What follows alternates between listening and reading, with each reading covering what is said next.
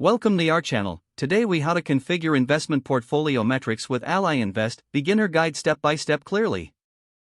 To begin configuring your investment portfolio metrics with Ally Invest, start by logging into your Ally Invest account. Once you're logged in, navigate to the dashboard where you can see an overview of your investments.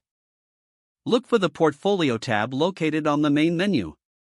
Click on the Portfolio tab to access your investment details. Next, find the Manage Portfolio option in the drop-down menu. Select Manage Portfolio to open the Configuration tool. In the Configuration tool, you will see various metrics available for tracking your portfolio performance. Review the list of metrics and determine which ones are most relevant to your investment strategy.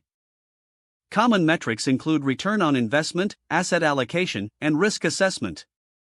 Schedule time to write down your specific goals for using these metrics. Now, you can start adding or removing metrics based on your preferences. To add a metric, simply check the box next to the desired option. If you want to remove a metric, uncheck the corresponding box.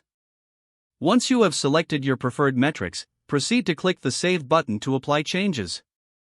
After saving, take a moment to familiarize yourself with the updated layout. Explore each metric to understand how it relates to your overall investment strategy. You may also want to adjust your portfolio allocation according to the insights gained from these metrics. Keep track of your metrics regularly to stay informed about your investment performance. Finally, return to your dashboard to monitor changes and make further adjustments as needed. If the page does not load, refresh the browser or try again in a private or incognito window. Make sure you are using the correct email address, then retype it carefully to avoid small typos. If your password is not accepted, use the reset option and create a new strong password you can remember.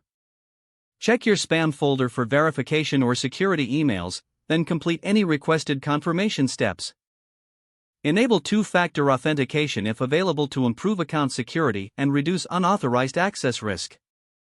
After signing in, review your profile details so your contact information and settings are accurate and current.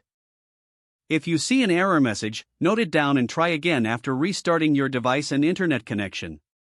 Log out when you finish, especially on shared devices, to keep your account and payment information secure. If the page does not load, refresh the browser or try again in a private or incognito window. Don't forget to like this video and subscribe to our channel for more step-by-step tech guides.